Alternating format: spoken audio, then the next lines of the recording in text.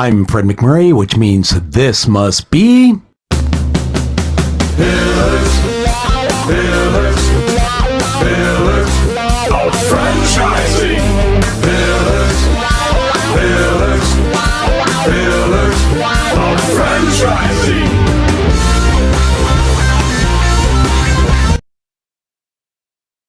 Good afternoon and welcome to another episode of Pillars of Franchising. We have a moment, but first, let's go to Sarah and talk about Word on the Street. Hey, Sarah. Hi, Kristin. How's it going? Good. What do you got for us today? Good. So I was kind of wanting to talk about when you are going to start up a franchise, what kind of training do you get from your franchisor to kind of let you know how to run this company the way they'd like to, the way that would be successful?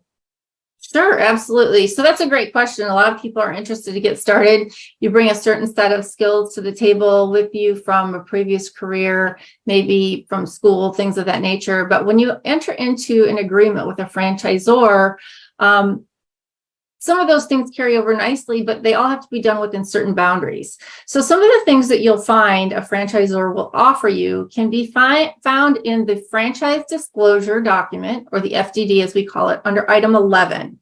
So there are kind of three categories, if you will, that you should be looking for. One is going to be the opening training. So that is, what are all the things you need to do to get your systems working, get your office set up, kind of the overall operational flow of your day.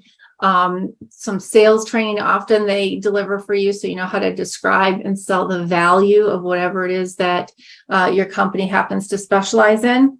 And then there's some ongoing training. And this is where I think it's really important, because I remember, believe it or not, 17 years ago when we opened, the questions that I had initially were answered, but then you start your business, you start working with clients, and all of a sudden more and more questions pop up.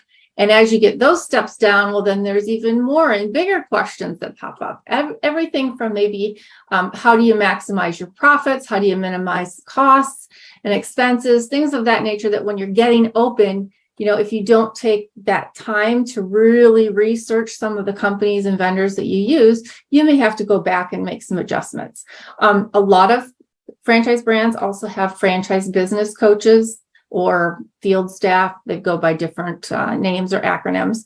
But those folks are really critical. Those are the ones that, you know, we just did a price change in my system, and for whatever reason, the calculations weren't working. So I called up my FBC and said, hey, it's not working. Can you take a look at it and help me out? Those people are critical. And it's really important to find a brand that has really strong franchise business coaches, because they're your day-to-day person that you call and talk to. And then there's the refresher training. And again, in item 11, if you look, most of them will tell you that they want to make sure that you're attending regional meetings. Usually there's an annual, whether they call it a reunion or a convention. And then we do a lot of webinars and calls like that with the franchisor for things that maybe they're new laws, which often vary by state. Maybe it is new products or categories that you're rolling out. So it just kind of keeps you in touch with the franchisor. Really great time to have some open dialogue and communication. One thing I want to say that was really important in our brand was that during COVID, even though it didn't fit within the scope of what was outlined, our FBCs actually got on the phone with each and every one of us to say, hey, do you know how to fill out the paperwork for COVID relief? Yeah. And they took it upon themselves with the franchisor to make sure they learned how to do it, and then called each business to make sure we were all able to apply for the monies that were available from the federal government. So if you're in a good system, if you've been through COVID and you experienced that extra support and help, that's a really good sign that you've got a strong management team behind you, and they're really there to make sure that you're successful. Does that answer your questions? I know it's kind of a long-winded answer for you. No, yeah, that's really good. So you want to look for a company that has that support system. Always go to those things. And it's probably a good place to talk to other franchisees, either that own a different franchise, to kind of get their input too. Yeah, for sure. Validation is always key in any of these brands. The one thing I want to point out, with co-employment being kind of in the wings here, and in some states actually has really become a big issue, there are often spots that you don't receive training in, and that is by design. So if you're not comfortable or familiar with HR practices, that's something that I would say there's a lot of different resources out there, but take it upon yourself and make sure that you understand the hiring, the firing, the work comp process, unemployment process. What does that look like, not only for your company, but specific to the state that you operate in? So I hope that's been helpful. And if anybody has any other questions, you know how to find us at pillarsoffranchising.com. Hey, franchise owners, how's your local marketing? Do you feel like you could use some help keeping up with your social media posts and comments and reviews? Do you wonder if you could be doing more to attract local customers? Are you able to identify new move-ins to your local area? At Westvine, we help franchisees like you reach more local customers through digital marketing. With daily monitoring, creative content, and ad placement, and customer data intelligence, we'll get your business in front of the people who want your products or services. We also work with franchisors who need an agency to handle the digital marketing for all of their locations. If you're ready to reach more local customers, give us a call at 805-265-5440 or visit us at westvine.com. That's 805-265-5440 or westvine.com.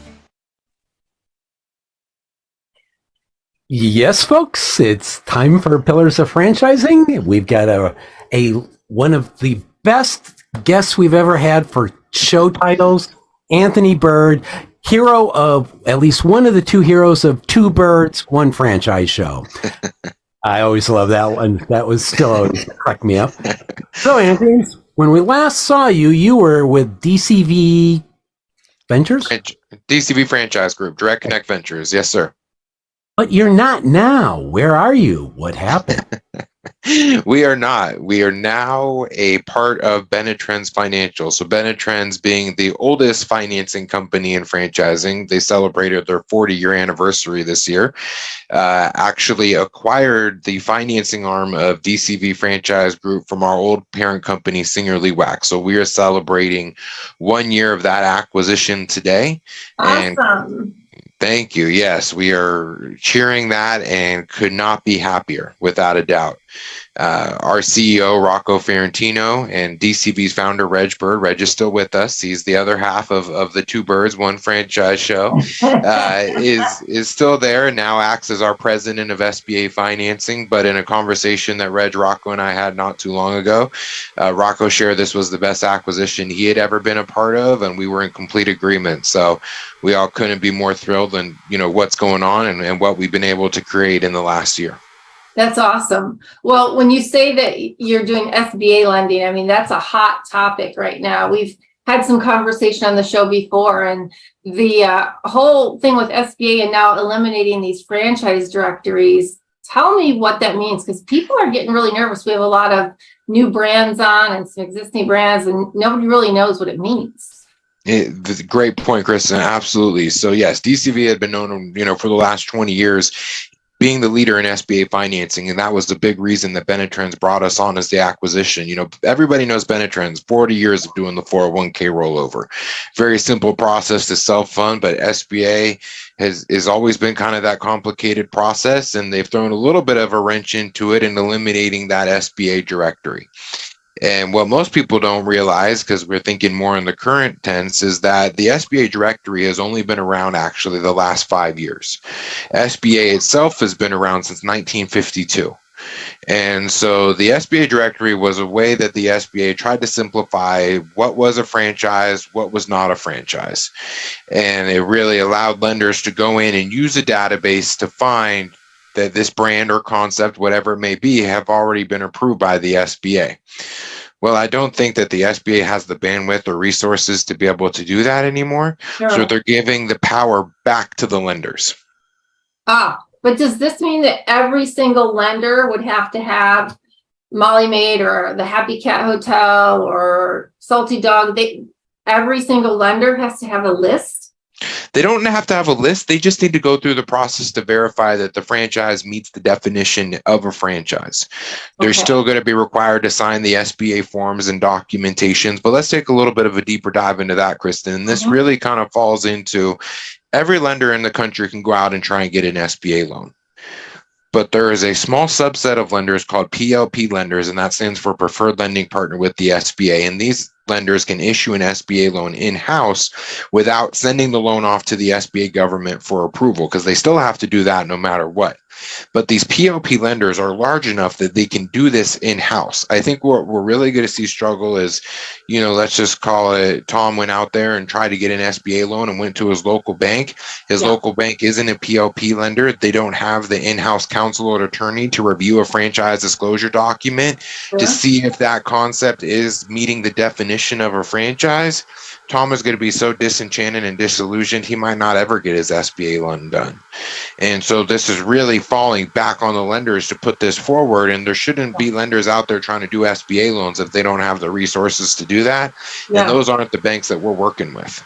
Well, and that's actually a really good point. So the first question was, does this slow the process down? But it sounds like it kind of only slows the process down if somebody goes to the wrong bank, which is really what we've been saying for the last 3 years or so since we started the show, is don't just go down to your local bank because they don't necessarily understand franchising. Absolutely. And they may understand franchising, but don't have an interest in that concept. And somebody could get disillusioned and go, oh, great. Well, I guess the bank doesn't want to fund it, so I'll never be able to get a loan. And that's why it's so important for franchisors to have a funding partner and have a, wealth of resources, somebody like Benetrends that could come in, because we're not working with just one bank. We're working with dozens of different lenders to come in and find the right bank to fit somebody's franchise concept. It's going to be unique to the concept. It's going to be unique to the borrower, and having that right partner, and especially now more than ever with the directory being gone. Yeah, absolutely. Well, and let me ask you, this environment doesn't feel good in a lot of different ways financially for people. What about in terms of getting money to open a franchise? Is it still a good time to do that? Is money readily available or not so much? Yeah, absolutely. And great point on that as well, Kristin. What we see, especially in the media, especially with the bank runs that we've seen, the, Silicon Valley Bank, what's happened, banks shutting down, things of that nature. Those are smaller lending institutions. And so the larger kind of banks that we use are readily available. They're looking to be able to lend to franchises, especially, I would say even more so than independent businesses, because franchises and having that model and that support system behind it, that's what these banks are looking to lend. And so we're excited to say that we've averaged over $20 million a month in SBA financing this year alone.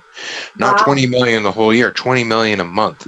And we have banks that are knocking down our door looking for lending. We had one bank say, hey, our budget this year is $1 billion in SBA lending. We're expecting 100 million from Benetrends alone. And so there's a lot of pressure on us to go out there and find these deals to bring to the lenders, because they're relying on us to put these together for them. They want us to put the package together. They want us to help with the business plan and the financial projections. And that always speaks back to, why we're in business, is to put this forward, because in most cases, you guys know better than most, people are doing this for the very first time, and they need that hand-holding guidance to be able to get us on the right path. The nice thing with Benetrends, I recall back when I funded my franchise, one of the things it was known for really was the rollovers, the 401k rollovers. What do you see for people today when they're looking for financing options? Do you see any kind of a little bit of this and a little bit of that to get something funded? Is it mainly all one? What's that looking like today? Yeah, absolutely, Kristin. We're seeing quite a few different things, actually. So everything from, just a simple 401k rollover to a combination of having a 401k rollover and an SBA loan together. A lot of folks don't realize that in putting those two programs together, you might qualify for something completely different if you just did a rollover on its own or an SBA loan on its own. A rollover is a great way to be able to have the cash necessary for a down payment. Or let's say somebody's not working, banks are looking for some form of outside income. And so you can use a 401k rollover to pay yourself a salary to meet what a bank's requirement would be on an SBA loan. And that's kind of a little bit of a well-kept secret that most folks don't realize. That's actually that was going to be part of my next question. So that is very interesting because often people are trying to figure out, how do I balance having a regular paycheck while I'm building this business? And by using the 401k, what you're saying is that could act as that ongoing paycheck to keep you Absolutely. afloat. I think the one thing I wanted to mention is that, can you kind of explain to people I'm going to use the word drain, even though it probably has a negative connotation. When you drain your 401k to make this substantial investment in your future, aka a franchise, can you explain how people get their money back into their 401k, or how do they start to build that back up? Because a lot of people are my age and they're like, wow, if I sink everything I have into it and it doesn't go, what happens? Absolutely. So think of it with this 401k. When you're taking this money out, we're putting it into a new retirement plan and you're getting shares of that retirement plan, just like you would have a share in the stock market. But in this time, you're the CEO, you're the one making the decisions to help grow and expand this business. And as you grow and expand your business, your shares that you invested into that are going to grow and become larger than what you invested. And so if your goal is to one day exit that business, you're going to be putting a whole lot more money back in your retirement than you initially took out. And so when you're taking these shares and putting them into the C corporation, where people feel more comfortable is, instead of relying on somebody like Elon Musk with Tesla, who, there's definitely been a little bit of fluctuation in what their stocks look like, depending on what he's feeling like putting on Twitter that day. Right. You're the one making this decision, and it's really investing in yourself. And the comment that I get a lot of the time is, my money's just sitting in there. It's not growing. It might go down, it might go up, but I'm not really seeing any type of growth. And this is a good way for somebody to go in and feel that comfortable in a way of growing your growing your retirement through your own decision and business making skills. If you're a current franchisee and let's say you just want to diversify your portfolio, is there anything keeping you, like, I don't have a 401k loan or rollover now, but if I wanted to do that, does it give me the ability to do that even though I've already got a different franchise business? Is there anything keeping me from doing that? There's not. You can always set up a retirement plan to get yourself established with your existing business if there's money that you want to start putting away. And we have a great team that can help to be able to facilitate all of that and getting that set up and really offering it to your employees. Because when you set up that retirement plan under your business, that can be an incentive. Not that you have to go in there and offer, 401k matching or anything like that, but even simply just offering a retirement plan where somebody can put away money tax and penalty free. It's a good way to keep employee retention, which isn't the easiest nowadays. But the more benefits you can offer employees, the better chance you have of retaining somebody. That's such a good point, Anthony. Fred, did you have something? Well, yeah, I wanted to actually go back to kind of what the initial impetus was the SBA getting rid of their list. Any insights on why they did that? Not really. The SBA plays their cards really close to the chest. It's nothing that we feel, to be honest, our honest opinion is they might just be understaffed. When we were using the SBA directory, it was taking anywhere upwards of 2 to 3 months to get a brand approved on the directory. And so, I'm sure they were getting complaints left and right. They were getting it from lenders because a bank was stuck.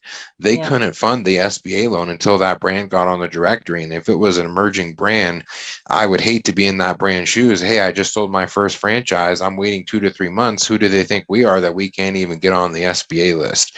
And so I know there was a lot of heartache. There was a lot of sleepless nights for a lot of people out there. And it just wasn't, I think, as smooth of a process as they thought, because there are so many new franchises coming onto the market.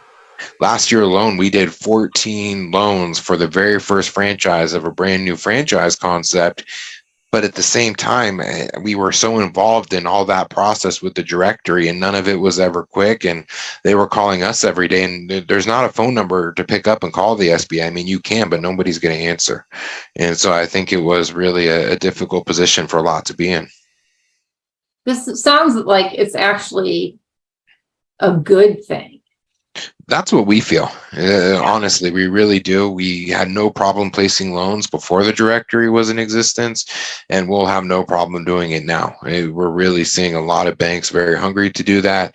I just feel bad for the people who wouldn't listen to this podcast or has a franchise that doesn't have a lending partner and goes out there and just gets, taken for a ride and not able to ever get their SBA loan because they're working with a lender who just isn't familiar with what they need to do. Well, and as you said, Benetrends has been around for how many years now? 40 years. 40 years. That's awesome. Wow. Yeah, and DCV was there for almost 20. And so you got a whole depth of knowledge and resources like no one else out there. And that's why organizations like the IFA has recognized Benetrends to be their preferred funding supplier to the industry. Well, and it's so much of it too is about the relationship building, right? And so if you guys get a relationship built with some of these newer brands and you see what they're doing, you're probably more likely to try to help fund more of their new franchisees as well. They've got now a direct contact to say, hey, let's work with Benetrends. They know us. They've done deals for us before. And it makes that relationship a lot more beneficial, I would think. Absolutely. And that's a great point, Kristin. We do build these kind of relationships with these brands, and we've launched special lending programs this year. Actually, we brought it back. This is something Benetrends used to do back in the day, but this territory lending program where we get a brand so established with certain banks that the bank will come in and take money aside out of their budget just for a single franchise concept. Wow. So we have 5 brands that we've announced this year that range anywhere from 50 to 20 million in funding just for their franchisees, where all we need to do is bring them qualified candidates and the bank has their checkbook ready to go. But that's because we've established the relationship with these banks, with these individual franchises, where they see that payments are being made on time. The banks, they don't have a default with that lender. All the loans are in good standing. And the bank goes, hey, we want more of this concept. Here's $20 million just for this franchise to come in and get funded. And so we've been really excited to announce that with 5 brands this year. And we have probably another 5 that are going to be announced very soon. Can you share? Yeah, absolutely. So Ziggy's Coffee, Mountain Mike's Pizza, K9 Resorts, Body 20 is another one. And then the 5th one, I believe we're announcing coming up, is the Vitamin Shop. Awesome. That's cool. I know Mountain Mike's from California. That's cool. That's very exciting. I would love to see as these brands come on, if you can share that with us, we'd be happy to put them out on the blog. Yeah. The Benetrends has their name out there with that, because I think people, when you're trying to pick a concept, if you know that it's easy to get money, what a huge difference. Oh, big time. And this doesn't cost the franchise anything. This is what we're doing to help to be able to support them. And so this isn't anything that we charge for or go out there and seek. This is us just building this relationship with the lenders to help grow the brands that we do, because our brands to us are family. I work on a personal level with all of my contacts, and, whether we're sharing pictures of the kids or, they vacation here where I am in Utah and go out and meet them, whatever that is, that's just who we are. They're all family. That's awesome. Well, I have to say in the 16 years that I've been doing this, every single person that I have run across and met with Benetrends has really been really authentic, super attentive, and way more knowledgeable than I could ever be. So I think that's great. I think you guys have made a really great choice in who to merge with. Yeah, we really appreciate that. And again, we couldn't be happier. Our last acquisition didn't end up being what we felt it was going to be. And so, of course, we were a little weary going into this one. But we just, it's just been so amazing. That's great. So so now you really are a full suite of lending options. Absolutely. Yeah. We have programs now that we're even launching outside of SBA and 401k. So we have a new program called the Quick Start program, which you guys are getting a sneak peek on because we're not announcing it till June 1st, but it's you guys, so we'll let it out.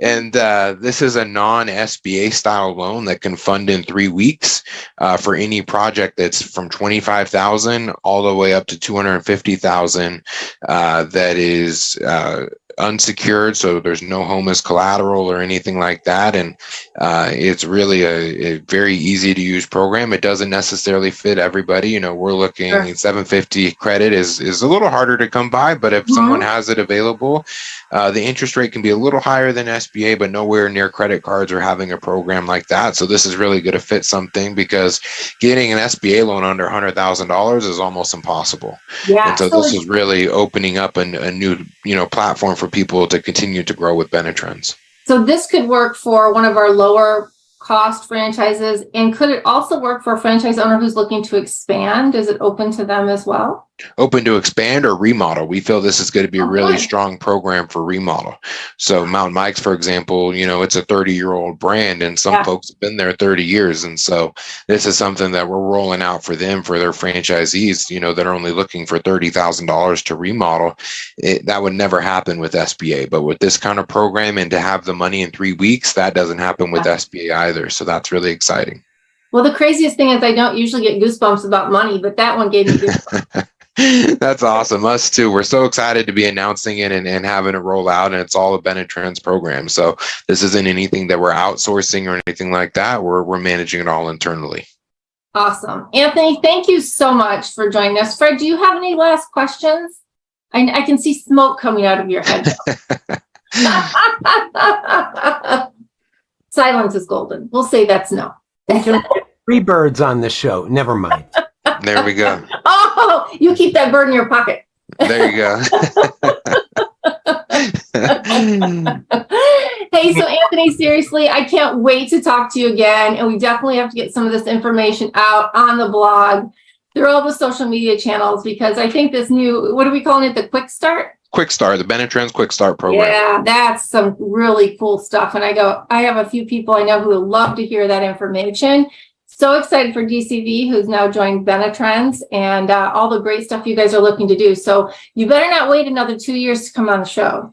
I am more than happy to come back and join you guys anytime. Thank you so much for the invitation, and so honored to be a guest for the second time. We're honored to have you. Thank you, Anthony. I hope you have a great day, and we'll talk to you soon. Thanks, guys.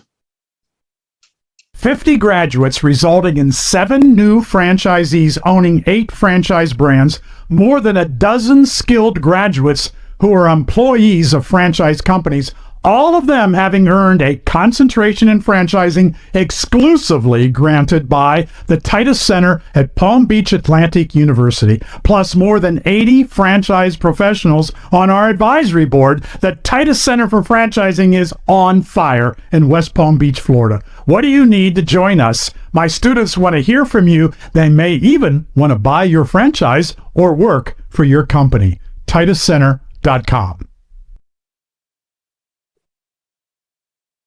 Thank you for joining us on Pillars of Franchising today. I'd like to give a special shout out to Jerry Akers, Karen Kimsey Sword, Ray Pillar, Laura Liss, our franchise lawyer, Andrea Mundy, and a special thank you to Fred McMurray, our producer. This has been another episode of Pillars of Franchising. And remember, we are your resource for franchising success. Join us again next week at 4 p.m. Central Standard Time, wherever you get your podcast. Have a great week.